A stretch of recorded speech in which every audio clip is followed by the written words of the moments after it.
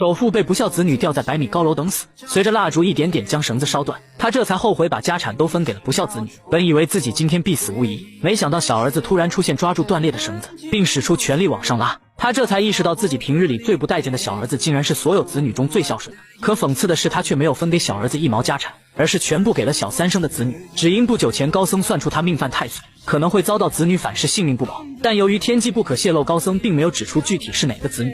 白眼狼是，一定是他。首富想都没想就认为白眼狼是小儿子，因为他事业有成后抛弃了糟糠之妻，所以觉得原配肯定会教导小儿子报仇。于是回去后便处处提防小儿子，更是在60岁寿诞当天，把1万家产全部分给了小三生的2个儿子和女儿，却唯独没给原配生的小儿子1毛钱。不仅如此，还当场跟小儿子断绝父子关系。我已经让有了3个孝顺的儿女，也不差你这一个。我勤勤恳恳的在你身边照顾你10几年，这些在你心里面到底算什么？说的好听，说不定你是为了我的钱。你怎么能这么想？我是您的亲生儿子。亲生儿子又怎样？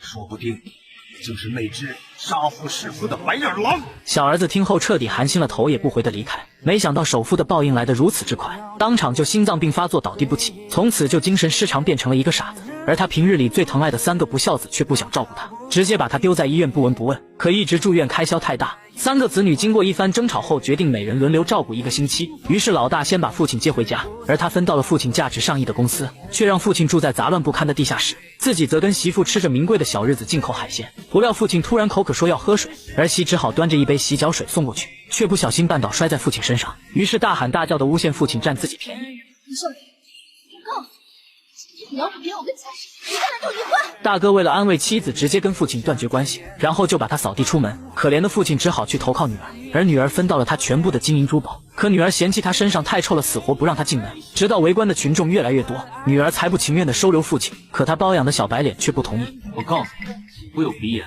闻不了这死。小乔儿，他是我爸。那是你爸，又不是我。我告诉你，追我的父母可不止。小乔儿，外面邻居都在看着呢，你给我点面子。你不是喜欢那辆跑车吗？明天我就带你去提。小白脸听后这才同意收留老头，但是不能让他进别墅。女儿只好把父亲带到杂物间跟猪一起住。大猪好臭呀，我不要住这里。爸，你以为你自己身上的味道比猪强多少？你还嫌弃猪呢？我能让你提前住进，够不错了。你不想住啊？不想住，走走走走走。我住，我跟猪住。随后老头肚子饿了，一直大喊大叫。小白脸实在受不了了，于是端了一碗白粥把老头骗到外面一顿暴揍，还让女人赶紧把老头赶走，否则就罢工。女人为了自己的幸福着想，只好把父亲丢给老三。不是说好咱爸一人管1个礼拜吗？怎么现在送到我这儿来了？你大哥已经跟他断绝关系了，他要是在我那儿继续住下去，迟早会被打死。什么？哎！